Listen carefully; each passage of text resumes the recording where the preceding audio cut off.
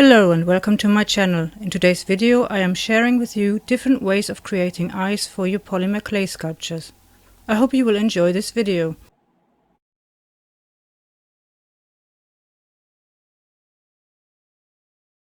One method is to use raw clay. You basically create the raw eyeballs and insert them into raw clay. I have done this with these pendants.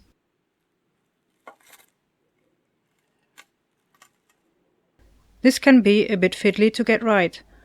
The advantage though is that once you bake the whole piece, you are finished.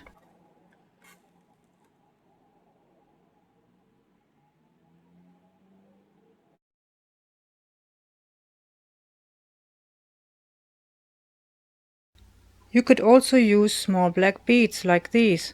Simply insert them into the clay. I used these beads for my elephants and also for my sheep.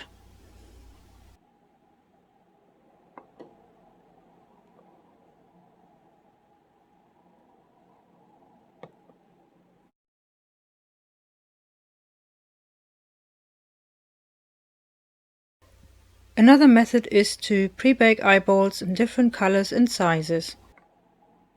This is also a great way to use up scrap clay if you want to paint over the whole eyeball.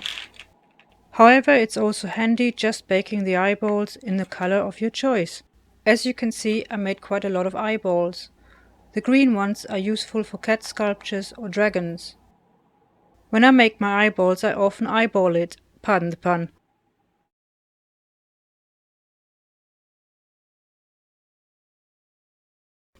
A useful tool for getting the same size eyeballs is this Marxit tool. It was invented by Donna Cato. Just roll out a long snake as even as possible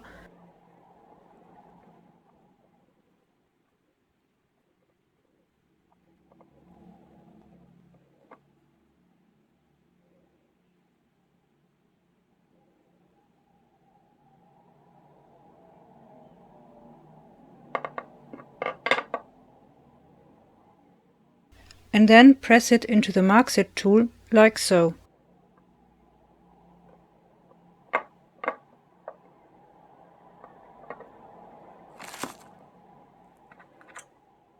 Then you can cut the clay where the dent is and roll it into a ball.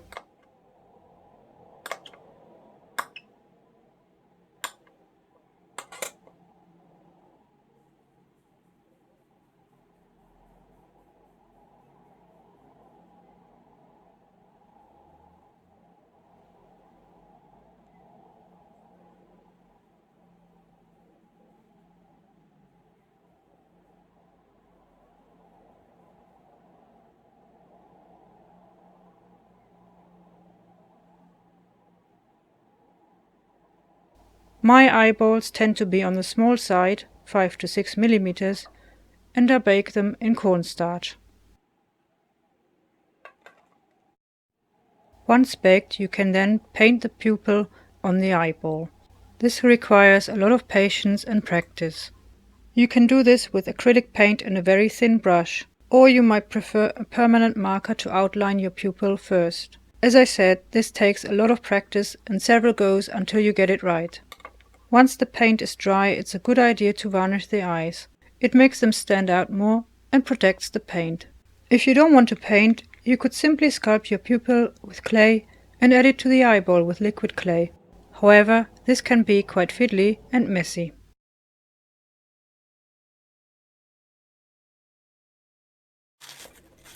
You can of course also make an eye cane.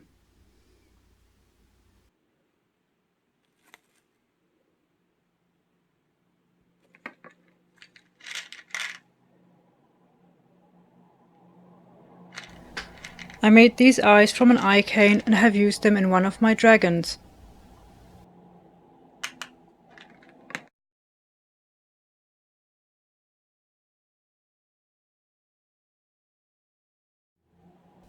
You can buy animal or doll's eyes on eBay, but they tend to be made with paper that's been printed and they are not cheap. I think some sellers paint them on the glass. If you want to save money and have a steady hand and patience, yes, that word again, then making your own is a good alternative. Painting on a small glass surface isn't easy, and you have to be prepared to get a bit frustrated and making several attempts. I found that using permanent markers for outlining the pupil is easier than using acrylic paint.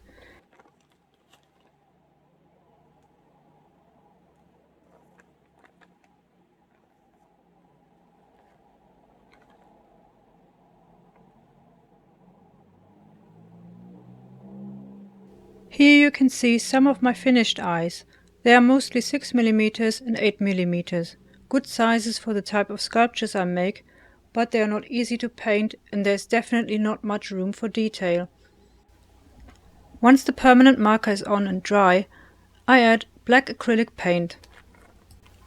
And once that's dry, I use my metallic acrylic colors.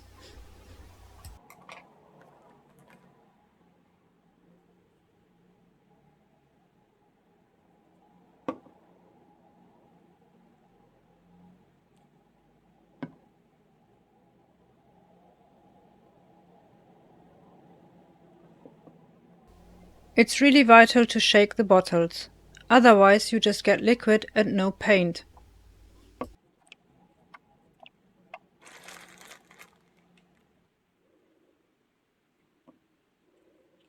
As the paint doesn't grip very well on the glass, you need to let it dry in between layers so the eyes are fully covered.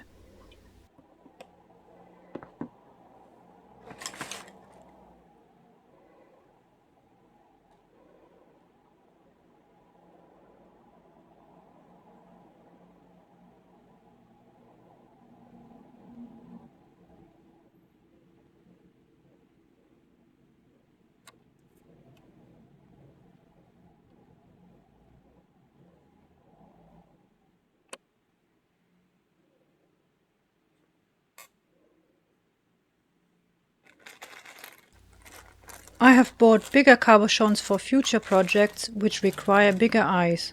So these cabochons still need painting, and so far I have prepared a few. Painting freehand is really not easy for me. My hand isn't the steadiest. So I found these useful stencils in my craft drawer. I tried using these and they work.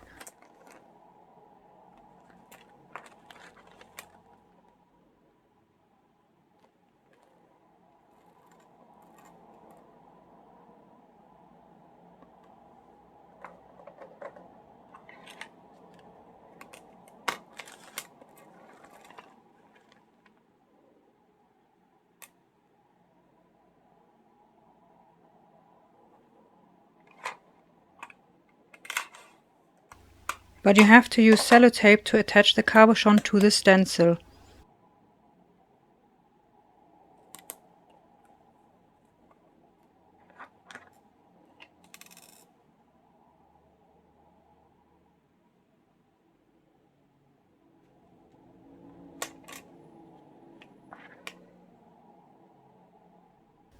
And then you can carefully draw the outer line first, and then the rest, making sure you don't move the cap or stencil. Otherwise you end up smudging the glass.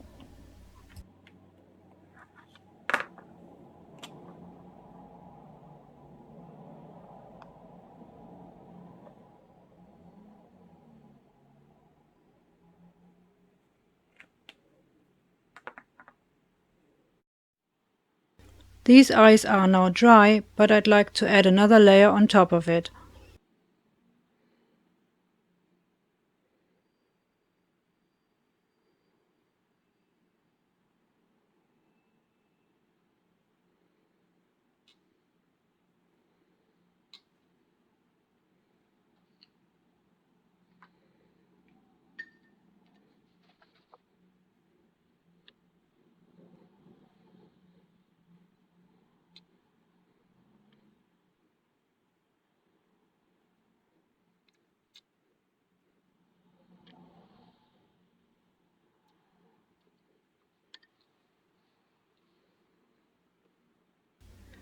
This eye is now dry. Let's have a look.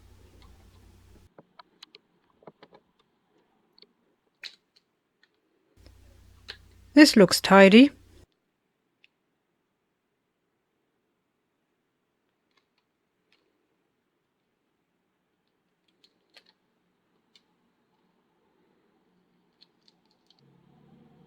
So there you have it, 3 different ways of creating eyes for your polymer clay sculptures.